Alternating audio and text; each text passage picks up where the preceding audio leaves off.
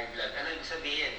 Kung dati ang level niya 5 milligram, may uminom ka ng grapefruit juice. Gusto lumabas. Kung meron kang sinabay na iba, mga pain reliever, pwedeng tumaas yung level sa dugo mo. So, Binabantayan niya yung kamay ko. kasi may interaction yung grapefruit juice, yung suha, tsaka ibang gamot sa gamot ninyo. Okay, so what pagkakano? Proven ko yan. Number 5 na bawal gawin kung may inom kayo ng Bawal na lumabas, chikuwa. bawal mabuntis. Okay? Tulog na mga tao, mag-aaw-aw ka lang dun sa labas eh. Itong mga sartan, losartan, itong mga, lahat ng sartan, candesartan, Higa ka na, higa ka na.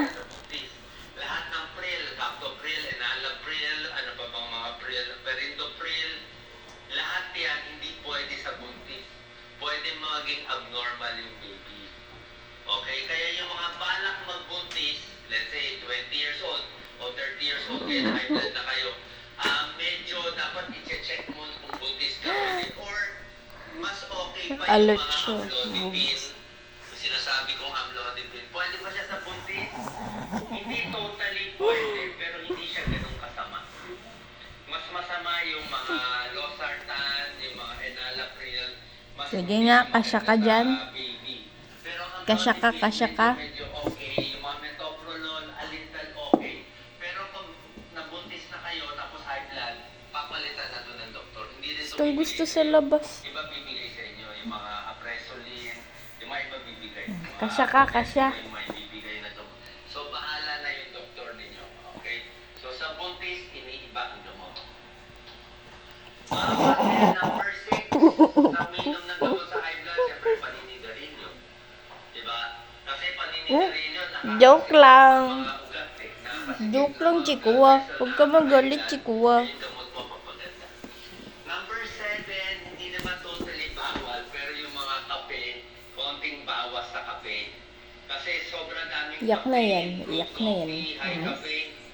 Sama mo na energy drinks, o yung mga matataas talaga sa caffeine, pwedeng magpataas ng blood pressure, magpakabog ng dibdib. Number 8, bawal. Pag sobrang, pag uminom kayo ng gamot sa high blood, siyempre number 8 is sobrang stress. Diba?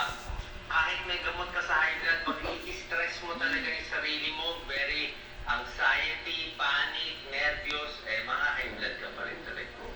Number 9, bawal itigil ang gamot. Okay? So, doktor mo lang mag-a-adjust. Saka yung gamot, pinakamaganda inumin, Kulit, sabi ko chikuwa, nga, kulit.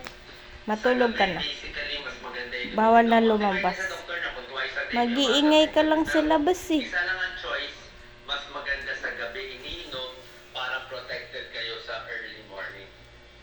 And number 10, ayaw mo rin yung high cholesterol diet na matataba.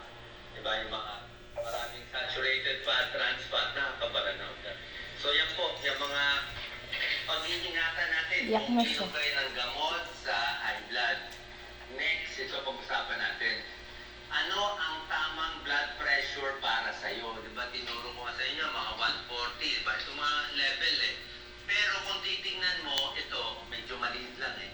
Iba ang level ng blood pressure sa iba't ibang sakit. Ayan oh, may iba't iba oh. Iba-iba ang number. Ayan oh. Pag meron kang doon mo Hindi na mo tayo pa sa mga kali. serious, Gusto niya sa mga labas. serious disease, yung mga aortic disease, yung mga aneurysm na malala, gusto mo mababa sa 120 over 80. So mababa siya talaga. Diba? Yung mga na-stroke, dumugo yung utak. Ano, gusto ba natin mataas